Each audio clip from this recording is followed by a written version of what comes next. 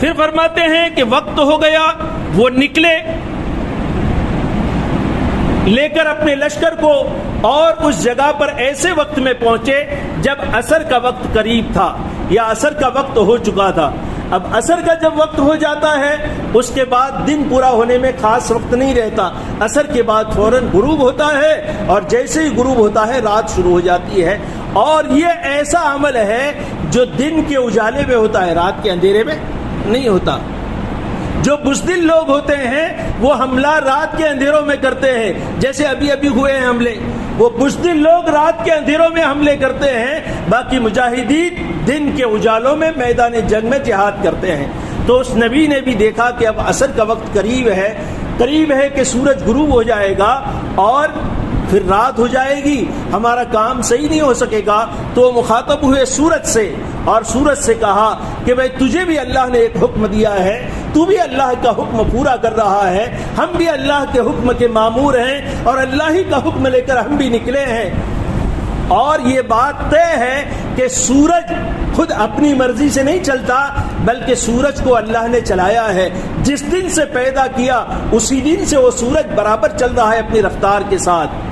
اب وہ سورج کی بس میں نہیں ہے کہ وہ چلے، اور نہ سورج کی بس میں یہ ہے کہ رک جائے۔ اس لیے وہ نبی سورج کو خطاب کرنے کے بعد فوراً اللہ کی بارگاہ میں متوجہ ہوئے اور اللہ سے ہاتھ اٹھا کر دعا کی کہ اے اللہ، ہم تیرا حکم پورا کرنے نکلے ہیں، اس سورج کو تو روک لے۔ اس لیے کہ اللہ روکے گا تو رک سکتا ہے، سورج اپنی مرضی سے نہیں رک سکتا۔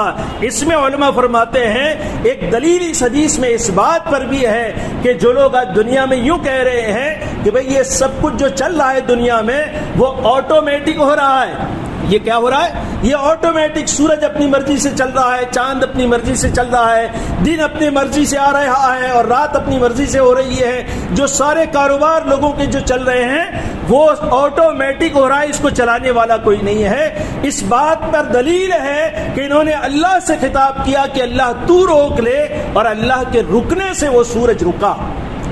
اگر یہ سب کچھ آٹومیٹک ہوتا پھر اللہ سے خطاب کرنے کی، اللہ سے دعا کی ضرورت نہیں تھی، اور اگر آٹومیٹک ہوتا تو اللہ کے روکنے کے بعد بھی وہ سورج رکتا نہیں، وہ چلتا رہتا۔ لیکن سورج رک گیا، عصر کا وقت تھا، عصر کے بعد فوراً رات ہوتی ہے، لیکن وہ سورج رک گیا اسی جگہ پر جہاں تھا، وہ آگے چلا نہیں، یہاں تک کہ اس نبی نے جہاد کیا، جنگ کیا، غزوہ کیا، اور اللہ نے انہیں فتح دی، کامیابی دی۔